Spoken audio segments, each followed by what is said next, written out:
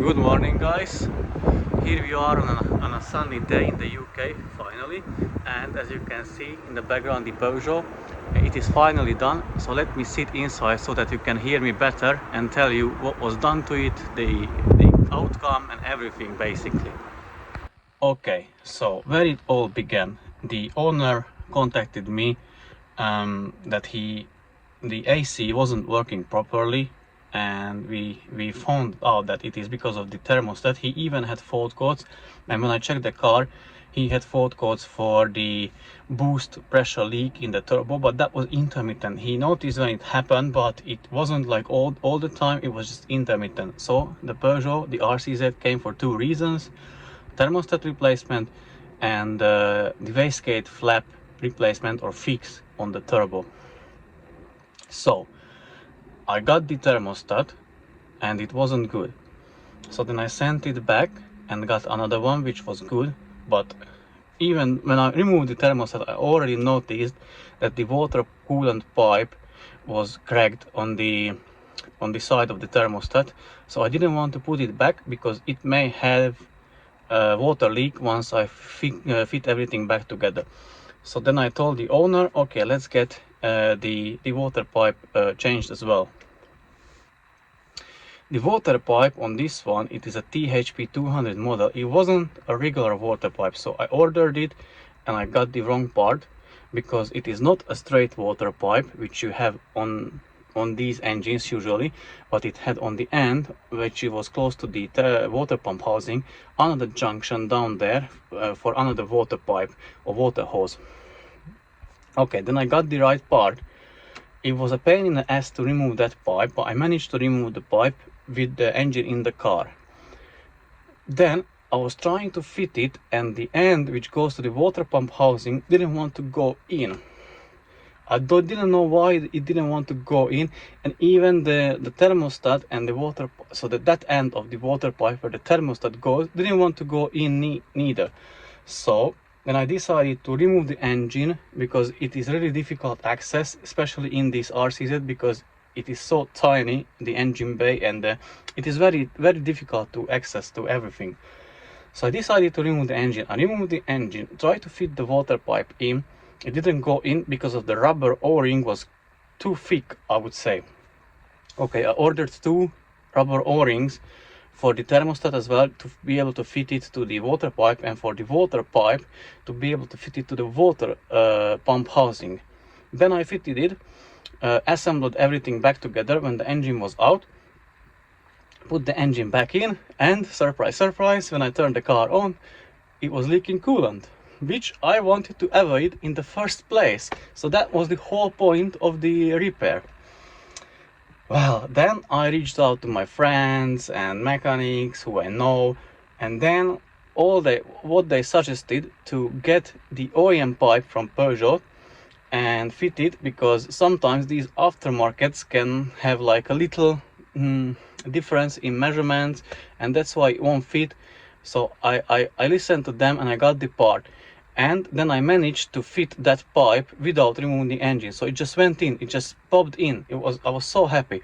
So I done that, I fitted it in, and then before I started up the engine, assembled everything back together, on a recommendation of one of my friends, he told me to get a pressure tester for the water system. So I got one and pressure tested it before. So I pressurized the water system, the cooling system, with 1 bar, and checked for leaks beforehand. I put the engine, or put everything back together, and it held the pressure. It didn't have any leaks, so I was so happy.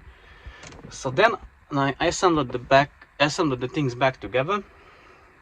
Then it came the turbo. So for the turbo, I just bought the exhaust side turbo housing, because there is where the wastegate flap sits.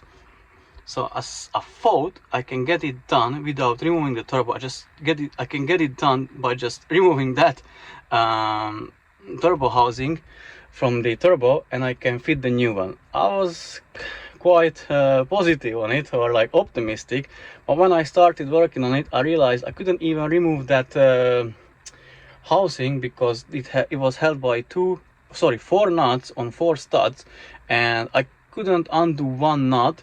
So I had to remove the turbo. I removed the turbo. I separated the housing from the turbo.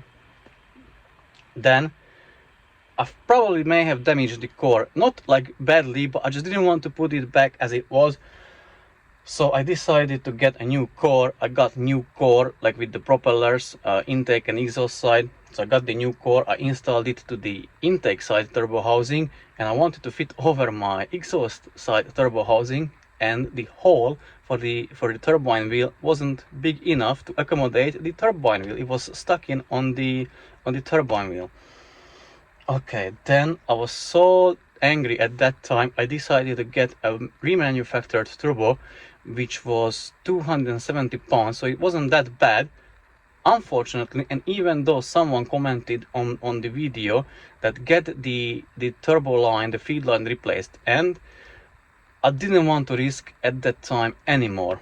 So I decided to get that, and I decided to get obviously new exhaust manifold gasket, decided to get the new studs with the nuts, washers, and also I got the return line.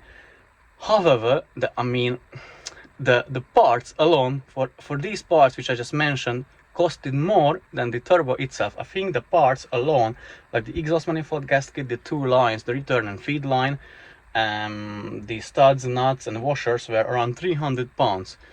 So yep, then assembled it back together, started it, tested, it is working. Another things, during the removal, installation, everything, I ended up getting the customer from my own money new ball joint, because even though I broke my Torx bit on it, I just couldn't care anymore at that time. So I got new one for him.